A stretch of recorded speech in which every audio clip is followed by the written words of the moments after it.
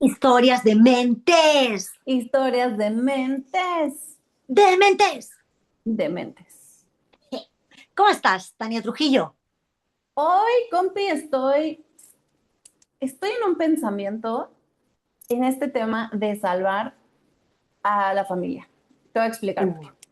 Por Justo favor. estoy aquí inmersa en las relaciones familiares porque estoy de vuelta en Tulum, viviendo en casa de mi mamá estos meses, quedándome de visita. Y pues bueno, ha sido mucho convivencia familiar.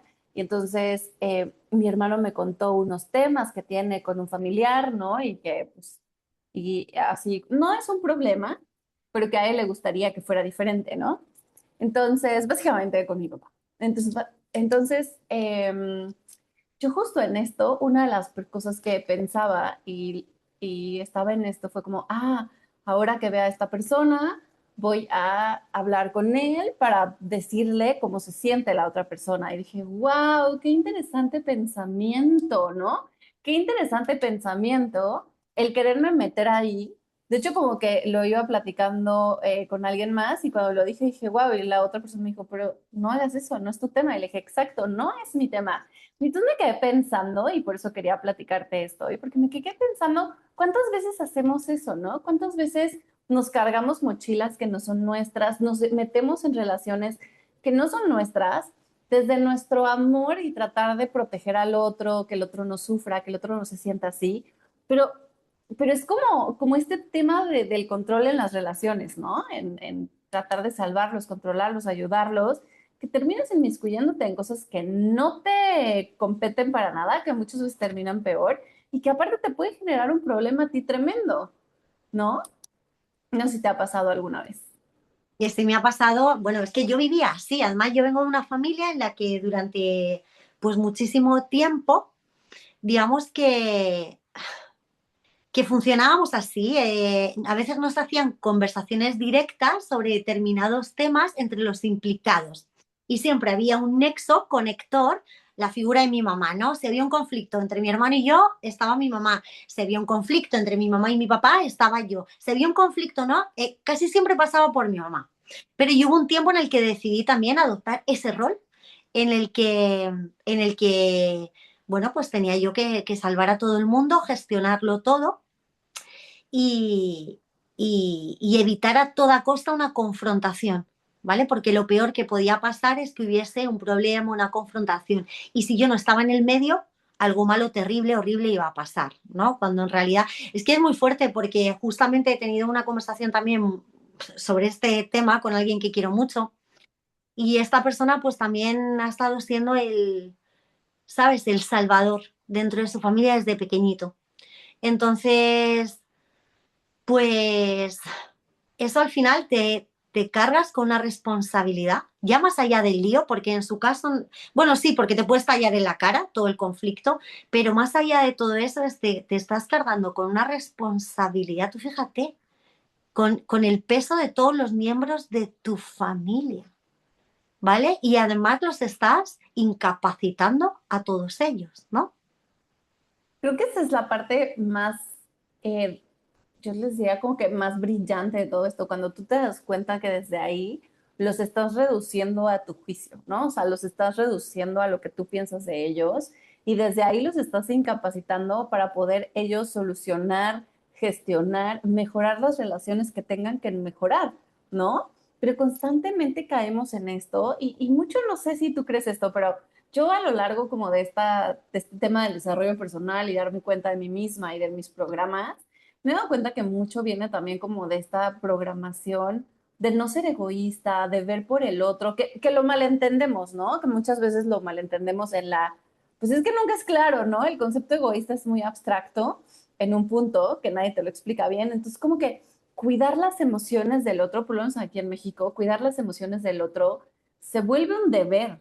De hecho, veía, pues ves que ahora vivo en Países Bajos, en Holanda, y veía este tema de que a los mexicanos les cuesta, como cultura, les cuesta mucho trabajo decir que no. Pero culturalmente tenemos mucho este tema de cuidar las emociones del otro. Entonces yo no te voy a decir que no para que tú no te sientas, para que tú no te ofendas, para que tú no te sientas mal. E imagínate el tema tan fuerte de cómo yo puedo cuidar tus emociones. O sea, es que yo no puedo prevenir cómo te vas a sentir, pero vivimos en esa mentira, contando más mentiras y mintiéndonos a nosotros. Y creando un montón de rollos y excusas y más en esta época, ¿no? Porque aquí es cuando saltan mucho las bombas, ¿no? Porque el resto del año, pues muchas veces no se suceden esto que hablábamos en aquel capítulo, ¿no? El tema de los compromisos, ¿no? No se suceden quizá tanto el compromiso tan de seguidito, ¿no? Porque aquí, por ejemplo, en España es típico, ¿no? Nochevieja con tu familia, Nochebuena con la mía, Navidad con no sé quién, Año Nuevo con no sé quién. Me imagino que en ese sentido tenemos tradiciones súper parecidas, ¿vale? Y entonces ahí es como, guau, te metes en batería un montón de escenas, compromisos, historias juntitos, y ahí es cuando empiezas a crear todo el conflicto, ¿no? Porque a lo mejor familias que los padres están separados o hermanos que no ves durante todo el año, ¿no? Ahí es cuando, ¡boom! Y ahí te das cuenta en el papel que te colocas tú solo para intentar gestionar el que todo el mundo esté bien, haciéndote responsable de todo eso. Y es que es lo que tú estás diciendo, o sea, primero, ¿en qué momento elegiste hacerte responsable de todo eso? Si te lo propusieron, o sea, si fuiste elegido en tu familia de forma no directa, porque también hay veces que se delega, ¿no? Mucho, y yo he visto padres que deciden que uno de los hijos es el que tiene que solucionarlo todo, ¿no? Pero eres tú el que acepta de forma, aceptas ese rol, ¿no? Del solucionador de la familia. Pero en muchos otros lugares, como fue el mío, yo me coloqué ahí de Madre Teresa a ver cómo gestionaba yo para que todos fueran felices, para que ese año no se discutiese, para que, por favor, que no haya tensión. ¿Y sabes qué, Tania? Tía, da igual lo que hiciera. Siempre explotaba. No lo puedes evitar porque no depende de ti. Pero imagínate qué frustración que tu rol, tu meta en la vida sea que todos sean felices. Ya te digo. Porque no depende de ti, depende de lo que cada uno piense, haga, decida y salga de su boca, ¿no? O sea, es como que ellos están creando sus propias relaciones, pero desde este rol que muchas veces tenemos de salvar a los otros. Entonces, desde ahí hacemos esto. Es como que nuestra meta es que ellos estén bien, sean felices, no les pase nada, pero quizás ahí entonces no reconocemos esto que hablábamos al principio, ¿no? O sea, los disminuimos tanto que es como no podemos reconocer que también son adultos, que también son seres capaces y mucho con el tema de los papás, también es como, a ver, llevan viviendo 70 años, 60 años sin ti, ¿no? O ponle lo que sea que hayan vivido, 50 por lo menos, si tú tienes 20. O sea, llevan 50 años viviendo sin ti, tomando sus propias decisiones. O sea, no los vas a poder rescatar de sus propias elecciones y tú no eres responsable de eso. Hubo una charla que tuve hace poco con alguien que me escribía de las personas que me consultan, a los que les doy sesiones, y me decía como que había un tema con su papá, que los dos habían hecho, pero bueno, había pasado algo que pues a él lo había hecho sentir como muy culpable porque tomaron una decisión y esa decisión salió diferente a lo que esperaban y que él se sentía mal con su papá, ¿no? Y yo le decía, bueno, pero entonces, o sea, tu papá no tiene elección, o sea, tu papá no pudo decir que no, tú le pusiste una mancuerna así china de, o lo haces o lo haces, y fue como, no, entonces si reconocemos que nuestros padres, nuestros hermanos, nuestros parejas, nuestros esposos tienen elección, ¿no? Todo cambia y todo se vuelve distinto, porque entonces no los disminuyo, les doy ese espacio de ser esa grandeza que son y que tomen las elecciones que quieran y si quieren ser infelices, sufrir, darse contra la pared, desde lo que tú estás viendo, porque quizás a ellos les encanta eso, ¿no? En su vida para algo les está funcionando, pero creo que sí es súper desgastante, por lo menos yo también vivía ahí un tiempo en este tema de tratar de que el otro esté bien. Ya para mí era de que sean felices, pues no, pero que estén bien, ¿no? Que no sufran. Y evitarles el sufrimiento me costó mi propio bienestar, mi propia paz mental, porque claro, estás más enfocada en el bienestar del otro que en tu bienestar, ¿no? ¿Y cuánto también? Porque esto es muy interesante. ¿Y cuántas veces estamos evitando mirar hacia nuestra propia vida, gestionar nuestras propias emociones, ¿no? Y lo estamos evitando a través de estar metidos en los asuntos de los demás y querer vivir y hacer felices a los demás, porque nos da mucho miedo hacernos cargo de nuestra propia felicidad, ¿vale? Porque cuando tú estás muy pendiente de alguien, es como, pues estas mamás que tienen un bebé y ya se acabó el mundo entero, ¿no? Y es como que y lo único que existe es su bebé, y no estoy hablando, por supuesto, de la responsabilidad de como mamá, el hacerte cargo, pero es como que ellas ya renuncian a su propia existencia y solo existe su bebé, hasta cuando su bebé está durmiendo, que no la necesita, ¿no? Entonces es como, wow, pues, ¿cuándo estás evitando eso? Hacerte cargo realmente de tu vida, ¿no? Y de crearte tú una vida y te enfocas solo en la vida de los demás. Y que ese tema que tocas de las mamás, a mí se me hace súper interesante, porque aparte es como en esa parte, ¿no? Lo que dices, pero hay otras mamás que sí se ponen primero y se sienten culpables.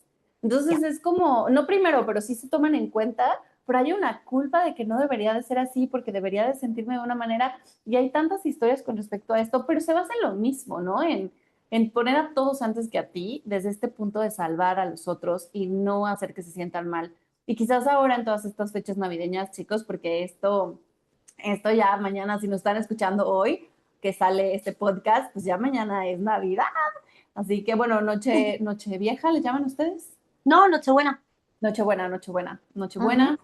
y Navidad el 25, así que ya va a ser. Pero en todas estas que hay más fiestas, hay más temas familiares, hay más encuentros, pues quizás justo el tema ahí, recordarte a ti mismo que no puedes complacer a todos, que no puedes darle gusto a todos y que quizás si tú te pones primero, para ti van a ser las fiestas más fáciles, ¿no? Y que no es un tema de me pongo primero y entonces no me importa y entonces voy a hacer lo que yo quiera. No, es yo me voy a cuidar a mí, yo qué necesito, yo cómo hago que yo esté en calma, ¿sabes? Para tener esta calma de estar con todas las opiniones, todas las relaciones, todo lo que puede pasar en estas reuniones familiares. Y pedirte un muy buen regalo para ti, a Papá Noel, que te lo traiga mañana. O sea, el primer regalo el tuyo, obvio, por favor. Eso es indispensable. Oye, compi, ahorita tenía otra pregunta, porque es que ahorita que estamos hablando de este tema de salvar a los otros y estos patrones, ¿no? Como este rol de mantenerlo, o sea, de que todos estén bien, de que tú tomaste ese rol, yo también lo tomé. Me recordaba esta historia que te había contado de alguna vez que yo no me había dado cuenta que eso que yo hacía en mi familia, que era como la pacificadora, la que trataba de mantenerlos juntos, todo bien desde mi punto de vista, ¿eh? Quizás yo era la más, para ellos, la más loca, pero bueno, que claro que no podía, pero lo llevé también a mi grupo de amigos de la universidad. Y hubo en una fiesta que un amigo me dijo, eres la amalgama del grupo. Y en ese momento caí en cuenta de cuánto yo estaba dejando de vivir mi vida por seguir manteniéndolo juntos, o sea, por seguir siendo la que, no, yo lo hago, yo lo organizo, yo los junto, yo lo pongo, yo estoy para todos menos para mí, ¿no? Eso era en mis 20, mucho antes de empezar mi terapia y mi desarrollo personal, pero es como bien interesante cómo te llevas esas relaciones a tus relaciones de amistades, a tus relaciones personales y a tus relaciones de pareja, ¿no? Porque sigues siendo como, yo digo, como haces una cosa, haces todo, pero no sé si también te pasaba en tus relaciones de pareja tratar de salvar al otro. Claro, por supuesto. Y es que me estaba haciendo gracia esto lo de la amalgama. No seas una amalgama. No, Pero ¿y por cuánto favor. miedo, no?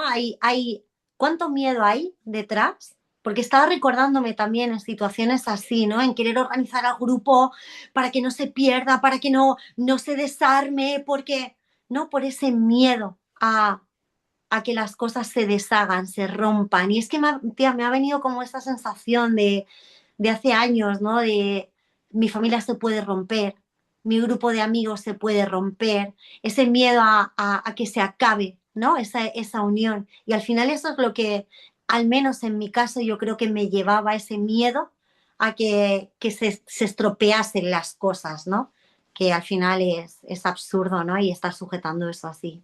Sí, pero llegó un punto, y ahorita que hablabas de esto, como el miedo a que se deshaga, yo vivía mucho como con esta idea de no pertenezco, ¿no? O sea, no me sentía parte de mi grupo familiar y como que en el momento en el que sentí que pertenecía a un grupo de amigos, ¿no? Como fue mis grupo de amigos de la universidad, que si alguna de mis amigas me escucha o mis amigos, los quiero muchísimo y siempre los llevo en mi corazón, pero ese grupo y ese momento que yo viví con ellos, era como pertenecer a eso, ¿sabes? Entonces es como que ese lugar donde pues tú te sientes que perteneces, porque ni siquiera me sentía yo, ¿no? No podía, no era yo misma, usaba un montón de máscaras por mi inseguridad, por mi propia autoexigencia, pero era ese momento justo de esto, quiero que siga en el tiempo.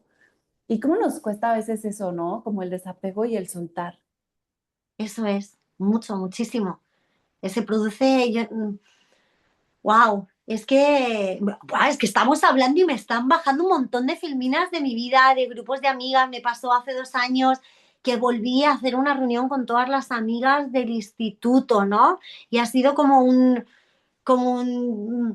hasta ya en tu vida adulta, ¿no? Es como, por favor, que esto volvamos a quedar todos los años, que esto no se destruya, que esto que, no es ese miedo, no ese apego, eso que dices, ¿no? El que no, esa sensación de pertenencia, ¿no? Y que es súper importante en determinados momentos de tu vida. Yo creo que eso se forja muchísimo también en la adolescencia, ¿no? Cuando muchas veces, dependiendo qué adolescencia tengas, si es más tardía o más prontía, ¿no?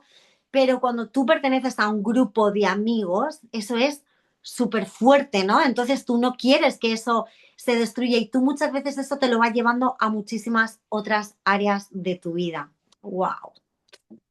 Claro, y Ah, también viene como en el pertenecer a la familia, y entonces ahí es donde aplica mucho las lealtades, ¿no? Las lealtades familiares, las lealtades con mis amigos, todos los acuerdos y pactos que yo hago conmigo misma por seguir sosteniendo algo que creo que sin eso, porque creo que la base de todo eso es que creo que sin eso voy a dejar de recibir amor, me van a dejar de creer, voy a ser un honguito creciendo solo en el bosque eso que es, nadie lo quiere. Entonces es como esta búsqueda del amor, ¿no?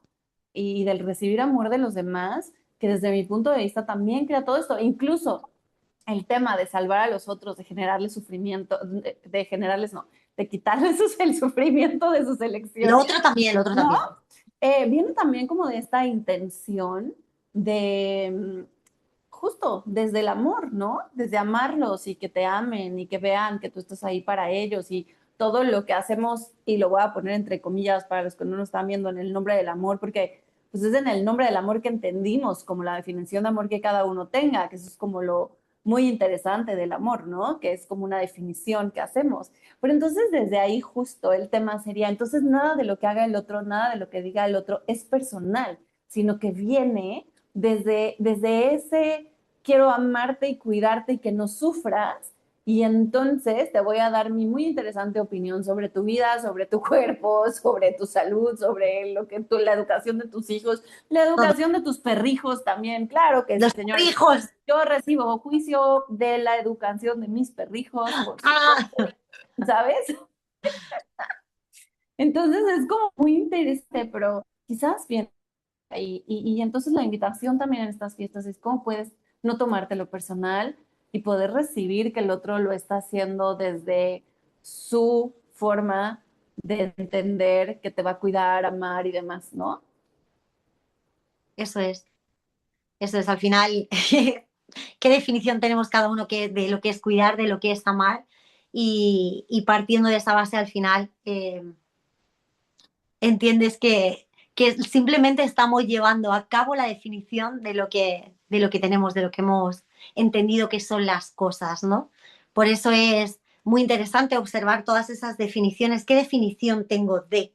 Y quizá requieras cambiarla y quizá puedas cambiarla, ¿no? Y desde ahí crear otra cosa completamente diferente, ¿no? Porque al final eh, puedes crear una relación completamente también diferente con tu familia y, ¿cómo se dice? No reconstruir, pero redefinir lo que quieres ser en esa familia y quién quieres ser y cómo quieres ser.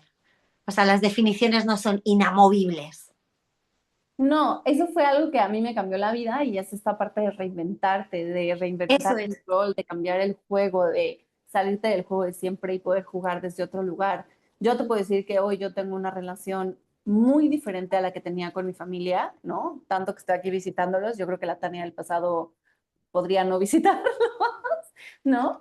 Pero es una relación donde he aprendido a recibirlos a cada uno y entender que cada uno habla desde el amor que tiene hacia mí, ¿no?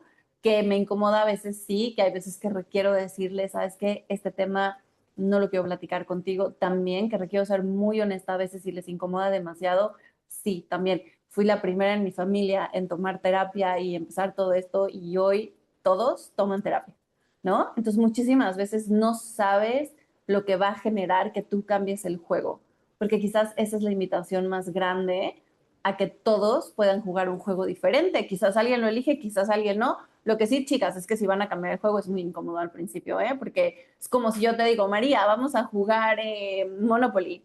Y luego te digo, ay, ¿sabes qué? Ya, Monopoly no, vamos a jugar Jenga. Y tú estás ahí con tus billetes, con todos tus monedas y tus edificios y dices, no, pero yo ya iba ganando, ¿no? Entonces se incomodan, pero bueno, denle, denle, chicas, al cambio.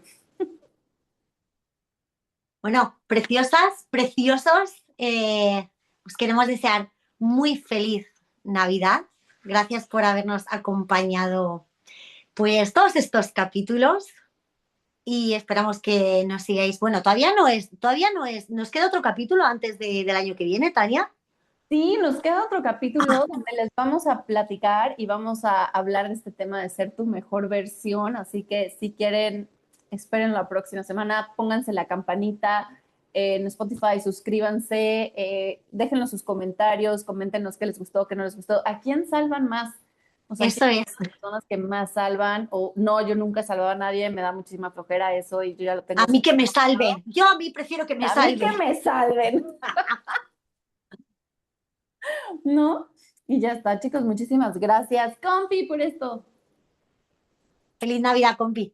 ¡Feliz Navidad! Miren yo tengo estos aretitos de Santa. Yo también son de Papá Noel, Tania. Es que no sé si se ven. Sí, pero María, vean, traen sus esferitas de Navidad, sus, sus esferitas. Así que, chicos, muy navideñas hoy. Nos vemos para Año Nuevo el 30 Adiós. de diciembre. Historias de mentes. Historias de mentes. Adiós. Mentes.